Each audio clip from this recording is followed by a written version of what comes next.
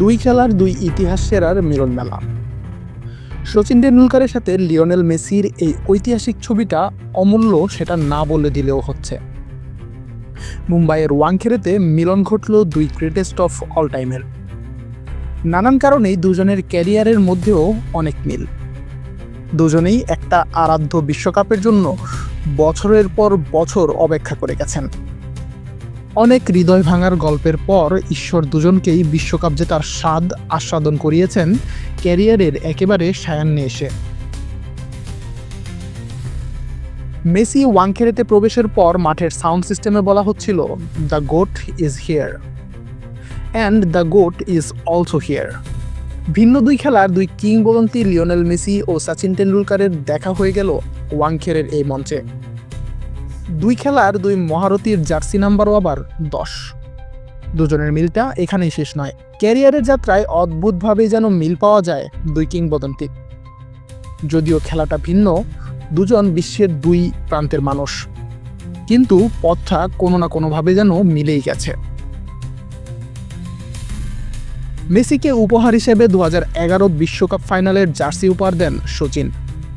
এই ওয়াংখেড়েতেই 2011 সালে নিজের প্রায় 2 যুগের আক্ষেপ ঘুচিয়েছিলেন ভারতের ক্রিকেট ঈশ্বর। 22 বছরের ক্যারিয়ারে ব্যক্তিগত সব অর্জন ছিল সচিনের। ব্যাটার হিসেবে বিশ্বের সব রেকর্ডের মালিক হয়েও সচিনের আক্ষেপ ছিল একটা বিশ্বকাপ শিরোপা না পাবার। মাঝে অনেকবার হাল ছেড়ে দেবার কথা ভেবেও লড়াইটা জারি রেখেছিলেন ভারতের এই ক্রিকেট ঈশ্বর। অবশেষে 2011 সালে সেই আক্ষেপ ঘুচিয়ে ওয়াংখেড়েতে বিশ্বকাপ পুচিয়ে ধরেছিলেন এই কিংবদন্তি। মেসির গল্পটাও অনেকটা এমনই ছিল। 2006 সালের শুরুর পর 4টা বিশ্বকাপ খেলেছিলেন। এর মাঝে ব্যক্তিগতভাবে যা যা জেতা সম্ভব তার সবই জেতা হয়েছিল খুদে জাদুকরের। আক্ষেপ ছিল শুধু ওই ট্রফিটার। 2014 সালে অনেক কাছে গিয়েও বঞ্চিত হতে হয়। 2016 সালে তো হতাশায় হাল ছেড়ে অবসরও নিয়ে নেন। কিন্তু বিধাতা গ্রেটেস্ট অফ অল টাইমকে খালি হাতে ফেরাবেন তা কি করে হয়। 2022 সালে কাতারে ক্যারিয়ারের সেই চির আরাধ্য ট্রফিটা জেতা হয় মেসির। আগের দিন কলকাতার বিরূপ অভিজ্ঞতার পর মুম্বাইতে মেসি অজস্র মানুষের ভালোবাসাটা নিজ চোখে প্রত্যক্ষ করলেন। সাথে এই উপমহাদেশের অন্যতম জনপ্রিয় খেলার গ্রেটেস্ট অফ অল টাইমের সাথে সময় কাটানোর স্পেশাল মুহূর্তটাও হয়ে গেল।